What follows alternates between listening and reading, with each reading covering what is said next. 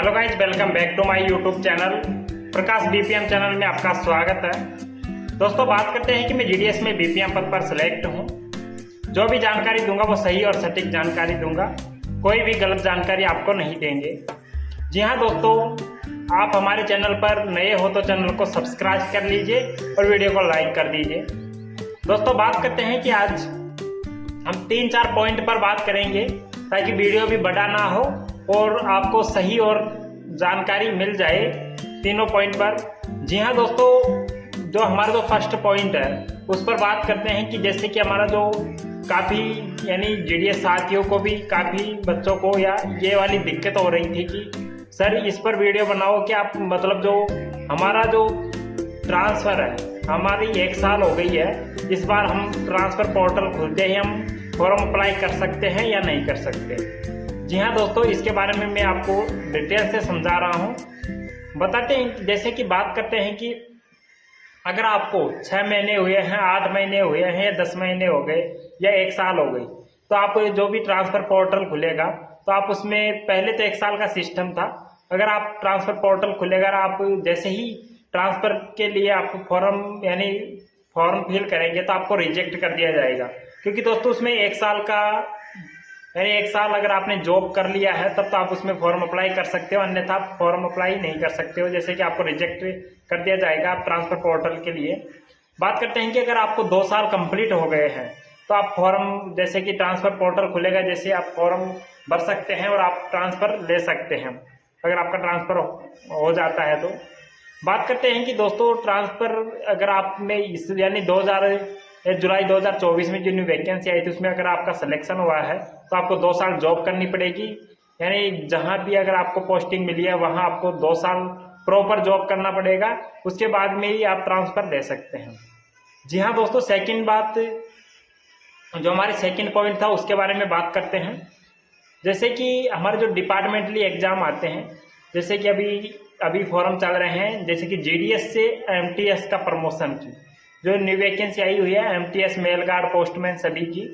तो बात करते हैं कि काफ़ी बच्चे कमेंट में पूछ रहे थे कि सर जैसे कि हमारी जो अभी न्यू जीडीएस से एमटीएस की जो न्यू वैकेंसी आई उसमें फॉर्म हम भर सकते हैं नहीं भर सकते।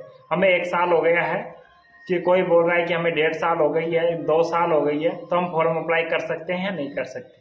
जी हाँ दोस्तों, मैं आपको बता देना चाहता हूँ कि जैसे कि हमारे जो अगर आप जीडीएस में बीपीएम, एबीपीएम या डाक सेवक हो तो आपको यानी 3 साल जॉब करना पड़ेगा, उसके बाद ही आप डिपार्टमेंटली एग्जाम दे सकते हैं और प्रमोशन ले सकते हैं, अन्यथा आप इसमें फॉर्म नहीं भर सकते।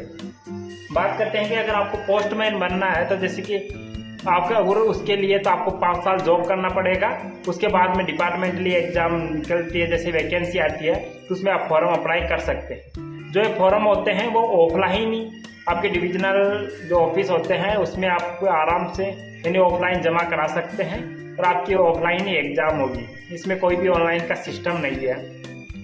बात हो गई है हमारे जो भी हमने पॉइंट की बात की थी, जैसे कि फर्स्ट पॉइंट हमारा जो ट्रांसफ़र पोर्टल का था, सेकंड हमारा ये वाला था कि हमारा जो हमारी भी बात डिपार्टमेंटली एग्जाम का। अब बात करते हैं कि दोस्तों जैसे कि अगर आपका यानी जीडीएस में अभी न्यू वैकेंसी के बारे में बात करते हैं, जैसे कि इस बार राजस्थान में भी न्यू वैकेंसी आएगी जीडीएस की। अभी लगभग 24,000 पदों पर न्यू वैकेंसी आने की संभावना है, बीपीएम, एबीपीएम और डाक सेवक तीनों पदों पर। बात करते हैं कि दोस्तों यानी अभी हाल ही में 5th लिस्ट आ चुकी है जीडीएस की, जो न्यू वैकेंसी आई थी उसमें ये जनवरी शेड्यूल 1 जनवरी 2025 के नाम से जो न्यू वैकेंसी आई थी उसकी 5th लिस्ट आ चुकी है। और हाँ, अब जिनका नंबर आया है मेरिट लिस्ट में तो आप जाकर डॉक्यूमेंट वेरिफिकेशन करवा लीजिए 24 जुलाई से पहले, अन्यथा आपको रिजेक्ट कर दिया जाएगा। बात करते हैं कि अगर आपने जैसे कि अब 6th मेरिट लिस्ट आने की संभावना है, वैसे आ भी सकती है नहीं भी आ सकती।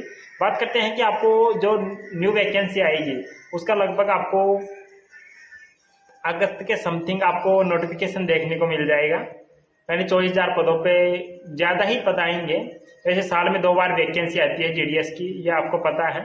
10th बेस पर आपकी इसमें सिलेक्शन होता है अगर मेरिट में आपका नाम आता है तो।